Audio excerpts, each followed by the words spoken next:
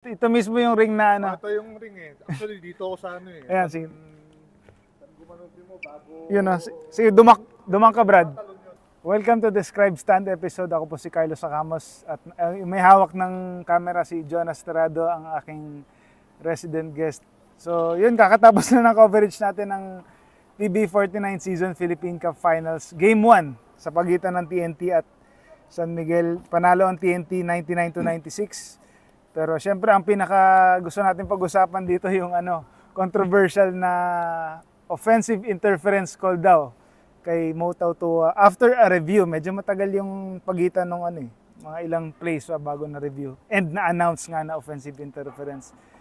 So yun, diretso tayo dun, mag-react lang tayo dun sa explanation nila Deputy Commissioner Eric Castro, kasi sinite niya yung PBA rulebook na explaining what is an offensive interference. Sabi niya, so according to the PBA rulebook, interference occurs during a shot or a field goal when an offensive player causes the backboard to vibrate or grasp the basket in such a way that, in the judgment of the official, the ball has been caused to enter the basket.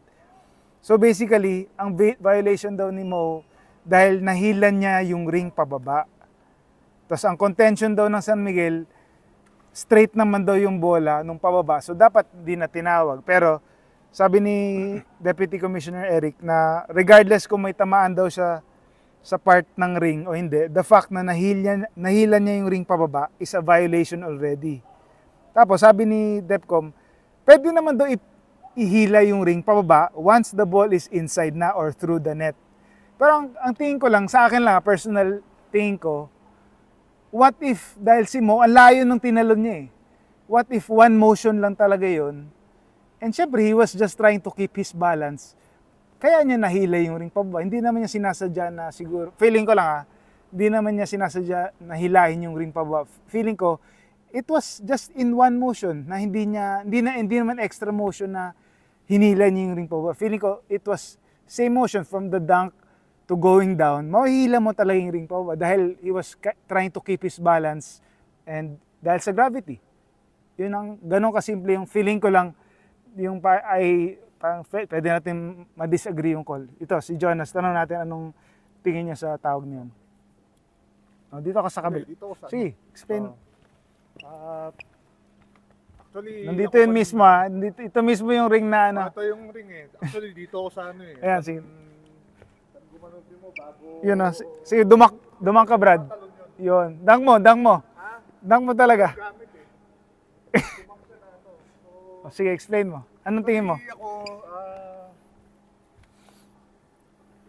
pinapanood ko kanina yung sa live stream yung ng dunk ni Awa ko muna itong laptop. Teka lang.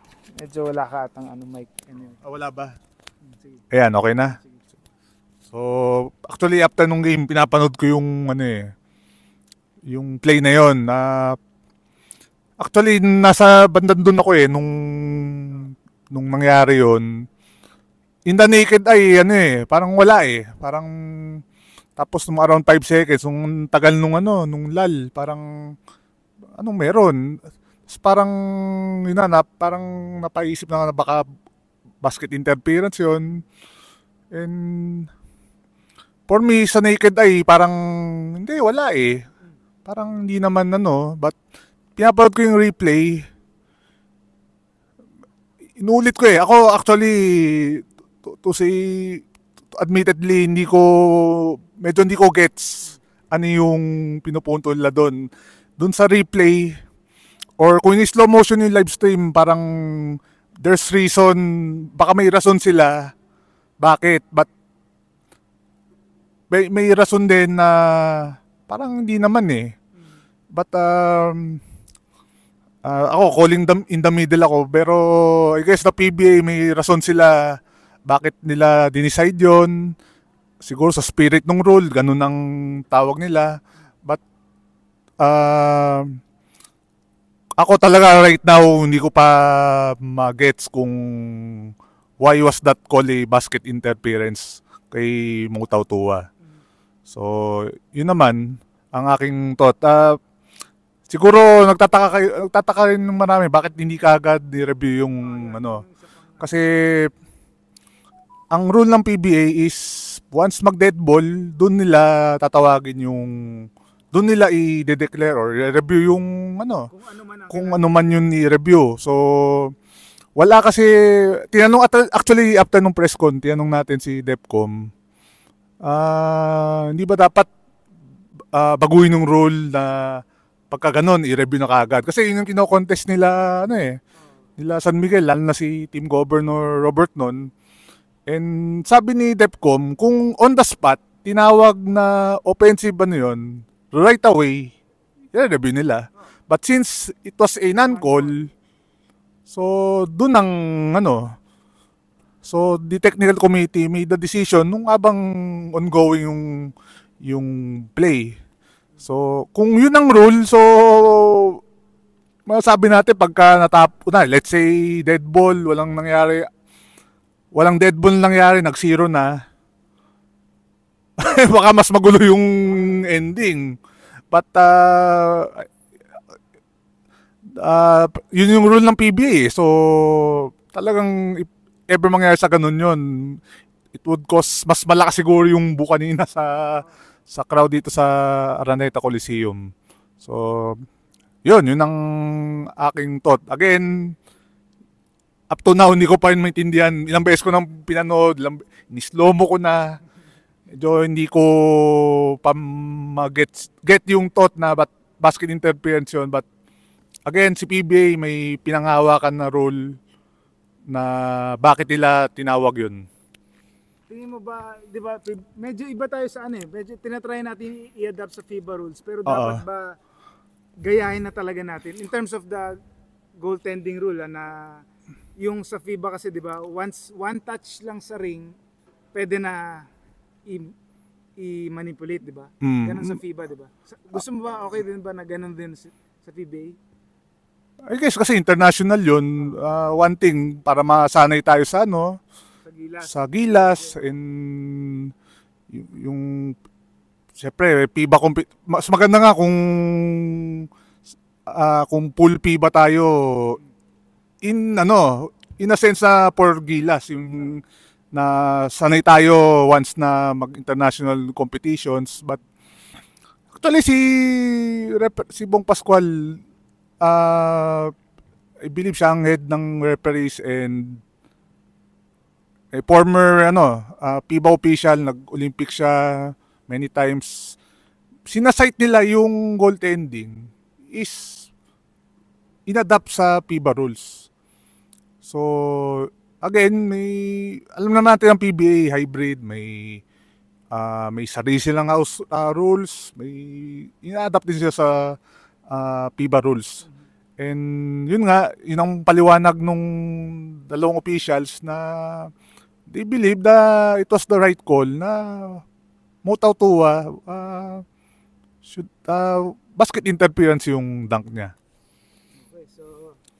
Regardless kung that proves kung gaano ka heated ang action dahil finals na So every chance you can get, syempre i-contest mo talaga kung tingin mong tama ka.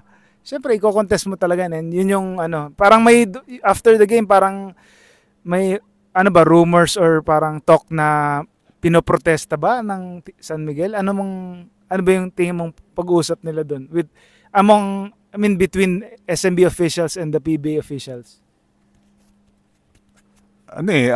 Actually ang tanong diyan kung uso pa ba yung yung pag magpo-protesta ka yung pipirma sa scoreboard, sa scorebook. Parang alam niyo yan, yung mga naglalaro sa barangay pagka may di ba pumipirma sa But from what I heard, in case of protest, maybe in writing, kailangan mag-submit the following day, maybe before noon yata.